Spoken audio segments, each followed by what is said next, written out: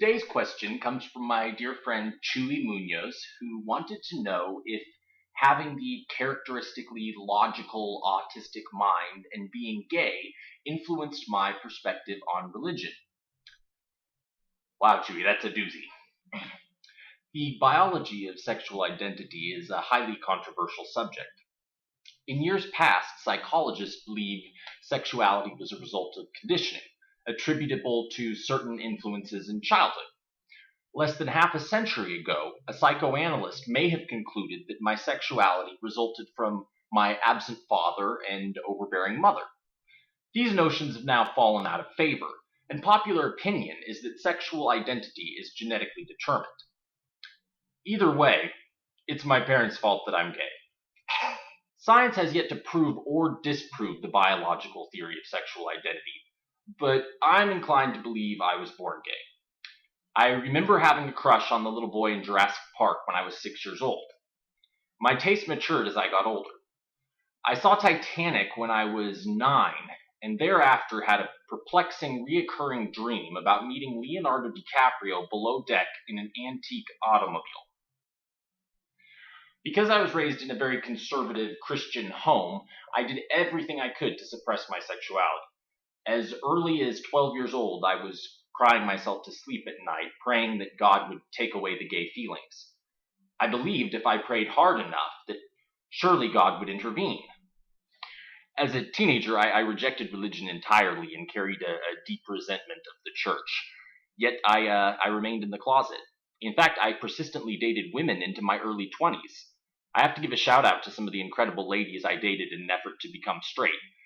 If you beautiful and intelligent girls couldn't make a heterosexual out of me, no woman can. I studied the Bible extensively and exasperated my parents, my pastors, and the teachers of my Christian school by constantly questioning the historical inaccuracies, philosophical contradictions, and all variety of prejudice which I found in this holy book.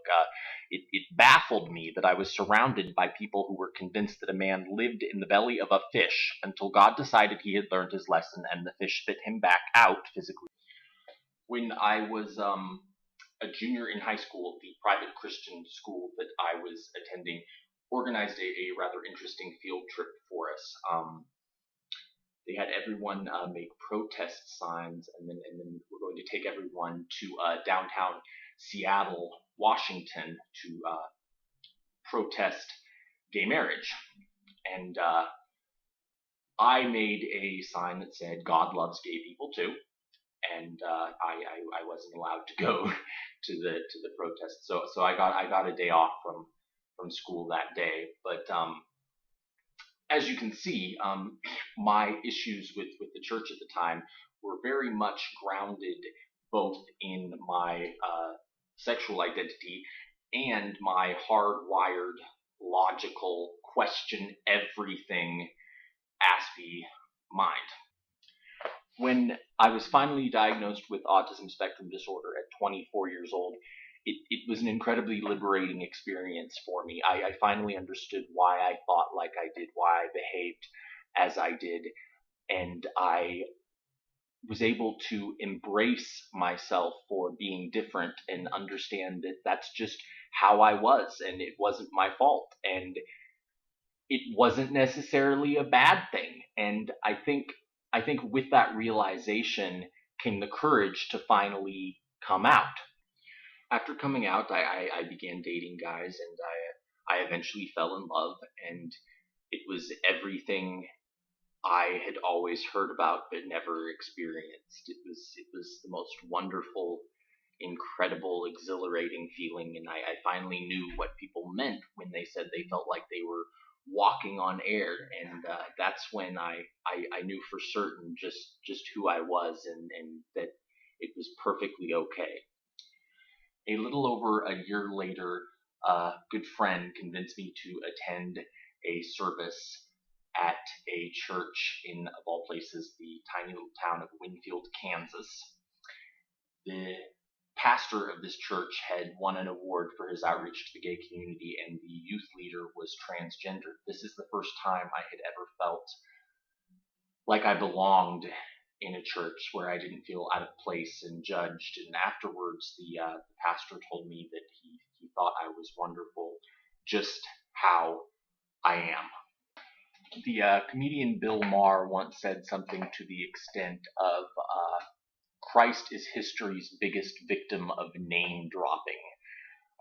I I think that is just a wonderful quote. I still have my own opinions about religion. However, I try very hard not to let someone else's religious beliefs influence my ability to connect with them. Being gay and autistic does influence my perception of religion. However, it doesn't influence it in the same way today as it did before. At one point, being gay and autistic made me hate myself and hate religion and hate religious people. I was angry and bitter and confused, and I'm not that way anymore. I still have my own beliefs. They're different from other people's beliefs, but hey, I'm different, and that's okay. Today, I don't tolerate myself. I celebrate myself. Anyway, thank you all for watching. Thank you for your question, Chuy. I love you. And